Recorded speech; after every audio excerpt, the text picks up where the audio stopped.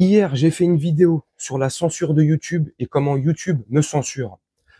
Une fois de plus, là, je viens de faire une vidéo sur Arthur et ses mains baladeuses. Arthur, le producteur, réalisateur et tripoteur. J'ai fait une vidéo sur lui où je montre un extrait qui traîne sur les réseaux X, des extraits qui fait tout pour effacer, et la preuve en est, à peine ma vidéo mise en ligne, ça faisait 6 minutes qu'elle était mise en ligne. 139 vues en 6 minutes. Je me suis dit, elle va bien partir. Génial. Pouf, restriction, inéligible. Bref, droit d'auteur, patati patata. Donc, supprimé. Donc là, je fais cette petite intro pour vous expliquer pourquoi il a été supprimé pour les 139 personnes qui ont déjà vu cette vidéo. Je la remets, je vais juste modifier, je la remets telle quelle. Je vais juste modifier quand je passe l'extrait derrière moi. Et en plus, j'avais fait exprès, comme je dis dans l'extrait, dans la vidéo, de retirer la bande son pour éviter justement la restriction des droits d'auteur et tout ça. Ça a pas loupé. Donc là, je vais remodifier un petit peu. Je me permets de faire cette intro pour vous expliquer. Je remodifie un peu derrière. Je vais essayer d'atténuer l'image, de mettre un truc encore en plus devant pour éviter. Si la vidéo ressaute, je la remettrai une troisième fois en supprimant carrément l'extrait derrière moi et la vidéo sera telle quelle.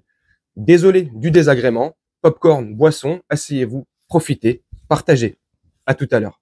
Bonsoir à tous et bienvenue dans un nouveau numéro de Quelle époque. Je suis Léa Salami et ce soir, on a un invité exceptionnel. Nous allons accueillir un animateur emblématique de TF1.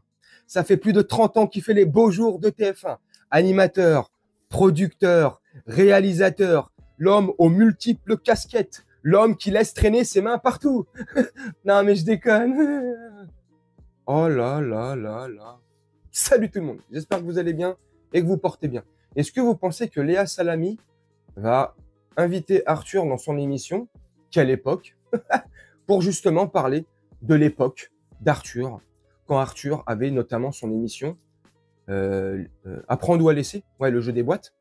Et dans cette émission, ah bah il y allait pas de main morte. Il avait pas ses mains dans les poches. Hier a été diffusé sur TF1 un documentaire, un reportage retraçant les 30 ans de carrière d'Arthur en tant qu'animateur, producteur, bref, ce que vous voulez, tripoteur. Parce que ça, il est médaille d'or, champion du monde et olympique. Je déconne. Et dans ce reportage, ils sont revenus sur les polémiques qui ont éclaté depuis plusieurs jours maintenant sur le réseau X, notamment. La polémique, c'est laquelle? C'est plusieurs extraits, comme celui que je vous montre derrière moi.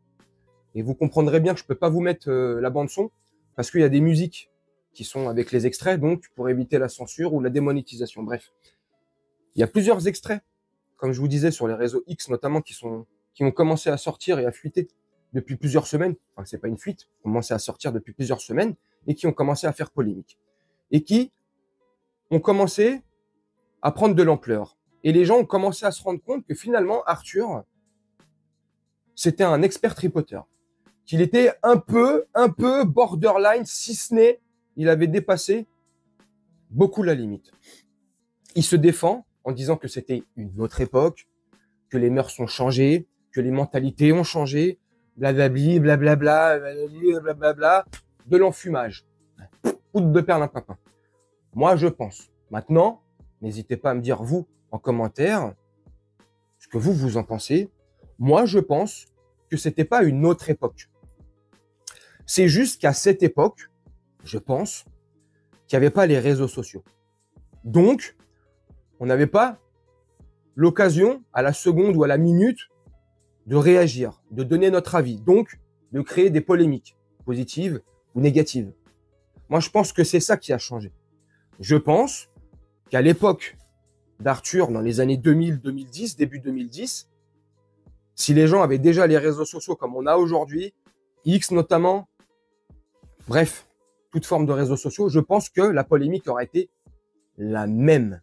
C'est aussi simple que ça. C'est juste qu'à l'époque, il n'y avait pas les réseaux sociaux pour créer ces fameuses polémiques. Donc, c'était entre 10 et 20 ans. Donc, c'est pas si loin que ça.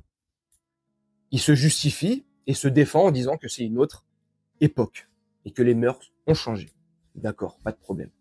Est-ce que dans 15-20 ans, entre 10 ans et 20 ans, voilà, grosso merdo, est-ce qu'on dira que pour ce qui se passe à Gaza, c'était une autre époque? Je sais pas, hein. Je dis ça, je dis rien. Je pose une question bête et naïve, comme d'habitude. C'est extraordinaire. Franchement, moi, je pense qu'il a un gros problème, il a un pet au casque. Alors, je pense qu'il a dû changer.